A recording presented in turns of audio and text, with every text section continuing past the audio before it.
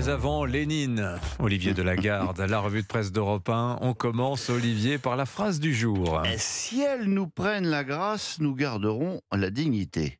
Hein? Quoi? Si elles nous prennent la grâce. C'est ainsi que s'achève la pétition de ce collectif de personnalités, pour la plupart inconnues, qui s'indignent du parrainage de Sylvain Tesson au Printemps des Poètes, dont Philippe Val nous parlait il y a un instant. Et attention, Ciel ne s'écrit pas C-I-E-L, mais S'-I-E-L-S, parce que ce n'est pas de la licence poétique, mais du volapuc inclusif. On pourrait être tenté de regarder ailleurs, comme le fait Tesson, qui n'a pas daigné répondre, mais il faut lire ce texte, publié aujourd'hui par Libération, pour achever de se convaincre qu'il y a vraiment quelque chose qui ne tourne plus rond dans la gauche française. Si elles nous prennent grâce, il est heureux que le ridicule ne tue pas. À la une des journaux ce matin, la colère du monde paysan. Étoile de la mer, voici la lourde nappe, et la profonde houle, et l'océan des blés, et la mouvante écume, et nos greniers comblés. Voici notre regard sur cette immense chape.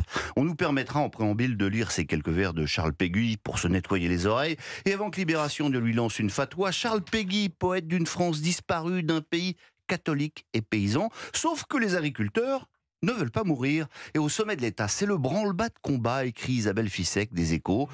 Pas question de voir flamber une crise de type gilet jaune à 5 mois des élections européennes. Dans le Parisien, aujourd'hui en France, Pauline Thévenoud raconte qu'il a été ordonné à tous les préfets de France de rencontrer ce week-end les agriculteurs et leurs représentants dans chaque département. Le mail qui leur a été adressé comportait également la consigne suivante: adresser au gouvernement avant dimanche 19h un compte-rendu de leurs échanges mentionnant la liste exhaustive des organisations et représentants rencontrés. Bref, au gouvernement, après avoir regardé ailleurs pendant longtemps, on commence à prendre très au sérieux cette menace de jacquerie. En première page, les Échos nous exposent les raisons de cette colère. Les agriculteurs sont inquiets pour leurs revenus, pour l'accès à l'eau, la multiplication des normes, et le mouvement qui a commencé aux Pays-Bas avant de gagner l'Allemagne est européen. Partout, on s'inquiète de l'impossibilité faite aux agriculteurs de produire à bas coût. Suppression des aides et bâtons qu'on leur met dans les roues. Conséquence, explique Vincent Trémollet de Villers à la une du Figaro. Nos concurrents chinois ou américains sont trop contents de déverser chez nous à bas prix ce que l'on n'a plus le droit de produire nous-mêmes. Et des vers de Péguy, on bascule à la farce de Jarry, car le père Ubu est à Bruxelles, s'exclame-t-il.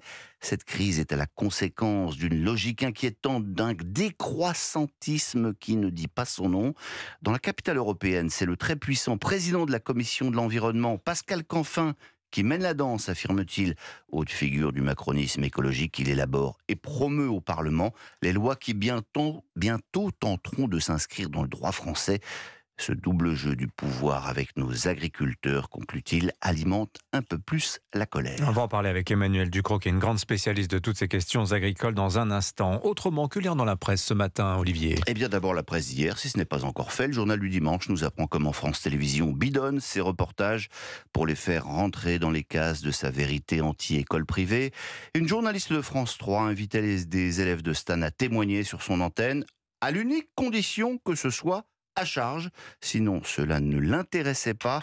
Contactée par le JDD qui souhaitait discuter de ses méthodes, la journaliste n'a pas souhaité répondre. Vérité toute nue, espérance en sabots, à brides abattues, courez, chevaux. Mais on va terminer avec cette statistique intéressante que vous lirez dans l'Opinion, en marge du débat sur les peines planchées. En France, seuls 8% des auteurs de délits sont condamnés à la peine maximale, nous révèle Marie-Amélie Lombard-Latune. Exemple, 90% des condamnations pour le transport de stupéfiants sont comprises entre 0 et 4 ans de prison, alors que le maximum encouru est de 10 ans.